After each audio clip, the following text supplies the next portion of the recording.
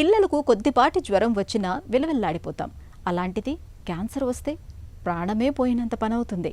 తగ్గుతుందో లేదో, ముందు ముందు ఎలా ఉంటుందో అనే ఆలోచనలతో తల్లిదండ్రులు మనసులు అల్లాడిపోతూ ఉంటాయి. అయితే క్యాన్సర్ల గురించి ఇవాళ అంతగా అధైర్యపడాల్సిన అవసరం లేదు. పిల్లల్లో కనిపించే క్యాన్సర్లనేవి దాదాపుగా నయమయ్యేవే. మనం చేయాల్సిందల్లా భయపడకుండా సత్వరం స్పందించడమే అంటారు డాక్టర్లు. పిల్లల్లో సాధారణంగా కనిపించే క్యాన్సర్లు, వాటికి చికిత్స మార్గాల గురించి డాక్టర్ని అడిగి ఇప్పుడు తెలుసుకుందాం.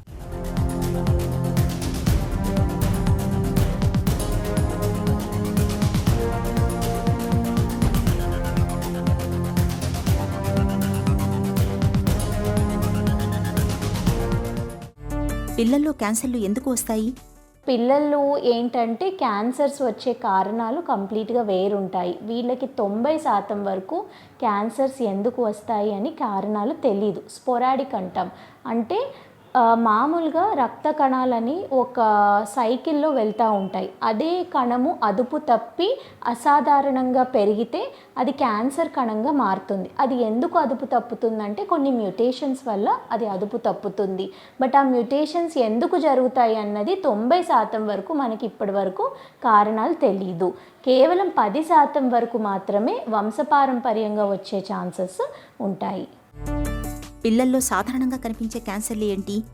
పిల్లల్లో మనం ఎక్కువగా చూసే క్యాన్సర్స్ బ్లడ్ క్యాన్సర్స్, తర్వాత అవయవాలకు సంబంధించిన క్యాన్సర్స్ చూస్తాము. సో బ్లడ్ క్యాన్సర్స్ అంటే ఏంటి? లుకీమియాస్, లింఫోమాస్, తర్వాత బ్రెయిన్ ట్యూమర్స్, తర్వాత సాలిడ్ ట్యూమర్స్. లుకీమియాస్లో మనం ఎక్కువగా చూసే క్యాన్సర్స్ ఏఎల్ఎల్ అంటే అక్యూట్ లింఫోబ్లాస్టిక్ లుకీమియా. అందులో బిఏఎల్ఎల్ అనేది ఎక్కువగా చూస్తాము. తర్వాత టీఏఎల్ఎల్, ఏఎంఎల్, సిఎంఎల్ ఇలాంటివి చూస్తాము. లింఫోమాస్, హాడ్జ్కిన్ లింఫోమా, నాన్ హాడ్జ్కిన్ లింఫోమా ఇలాంటి క్యాన్సర్స్ కూడా చూస్తాము. బ్రెయిన్ ట్యూమర్స్ కూడా పిల్లల్లో లుకీమియాస్ తర్వాత ఎక్కువగా చూస్తాము. ఆ తర్వాత వచ్చేవి అవయవాలకు సంబంధించిన క్యాన్సర్స్ అంటే సాలిడ్ ట్యూమర్స్ అంటాము. లివర్ నుంచి కానీ కిడ్నీ నుంచి వచ్చే ట్యూమర్స్ని విల్మ్స్ ట్యూమర్ అంటాము. న్యూరోబ్లాస్టోమా, కంటి క్యాన్సర్ రెటినోబ్లాస్టోమా, అలాగే సాఫ్ట్ టిష్యూ సార్కోమాస్, ఇంకా rare tumours, germ cell tumours ఇలాంటి రకరకాల క్యాన్సర్స్ పిల్లల్లో చూస్తాము. పిల్లల్లో క్యాన్సర్ తాలూకు లక్షణాలను ఎలా గుర్తించాలి?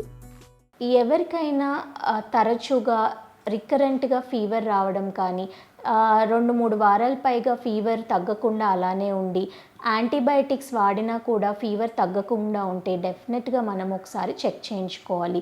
సడన్గా పిల్లలు పాలిపోయినట్టు ఉండి తెల్లగా కనిపించిన, చర్మం మీద కందిపోయినట్టు మచ్చలు అంటే దెబ్బలు తగలకుండానే మచ్చలు ఏమన్నా కనిపించినా డెఫినెట్గా మనం ఒకసారి బ్లడ్ టెస్ట్ చేసుకుని ప్లేట్లెట్స్ ఎలా ఉన్నాయి, హిమోగ్లోబిన్ ఎలా ఉంది, రక్త కణాలు ఎలా ఉన్నాయన్నది టెస్ట్ చేసుకోవాలి.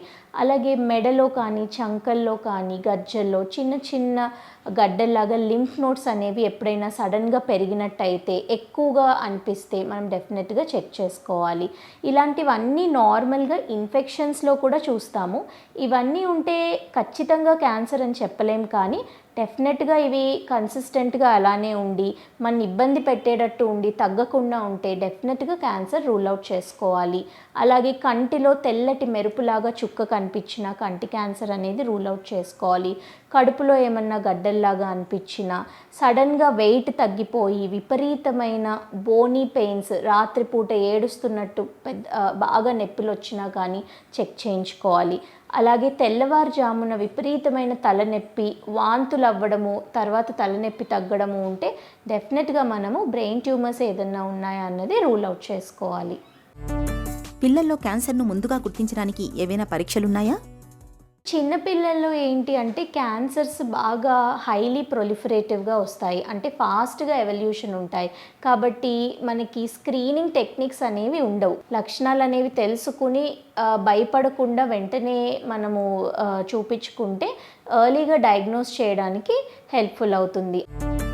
పిల్లల్లో క్యాన్సర్కి చికిత్స విధానం ఏ విధంగా ఉంటుంది?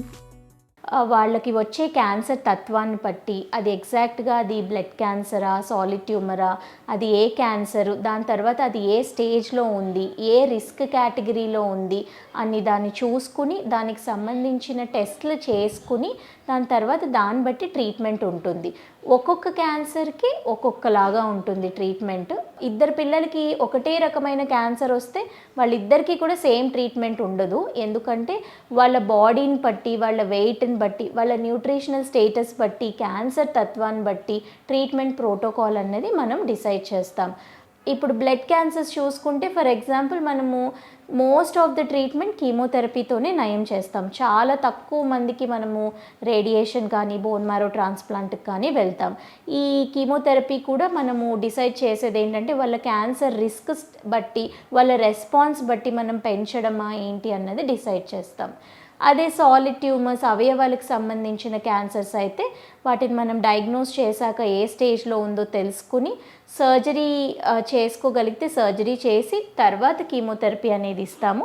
లేకపోతే ఫస్ట్ అడ్వాన్స్ స్టేజ్లో అనిపిస్తే మనం కీమోథెరపీ ఇచ్చి వాటి సైజ్ తగ్గించుకుని తర్వాత మనం సర్జరీకి వెళ్తాం.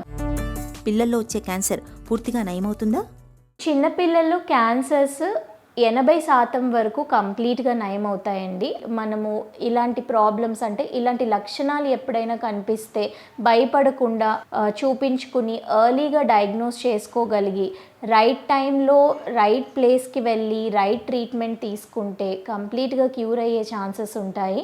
ఎందుకంటే పిల్లలు ట్రీట్మెంట్ అనేవి బాగా తట్టుకుంటారు. అలాగే వాళ్ళకి ట్రీట్మెంట్ ఇచ్చేటప్పుడు మనకి ఎలాంటి సైడ్ ఎఫెక్ట్స్ వస్తాయి అన్నది ముందే అవగాహన ఉండడంతో వాళ్ళకి వార్నింగ్ సైన్స్ సిమ్టమ్స్ చెప్పినప్పుడు మనం ఎర్లీగా వాళ్ళని రెస్పాండ్ అయితే వాళ్ళు ఇంకా బెటర్గా క్యూర్ అయ్యే ఛాన్సెస్ ఉంటుంది. క్యాన్సర్ల విషయంలో అప్రమత్తత చాలా అవసరం.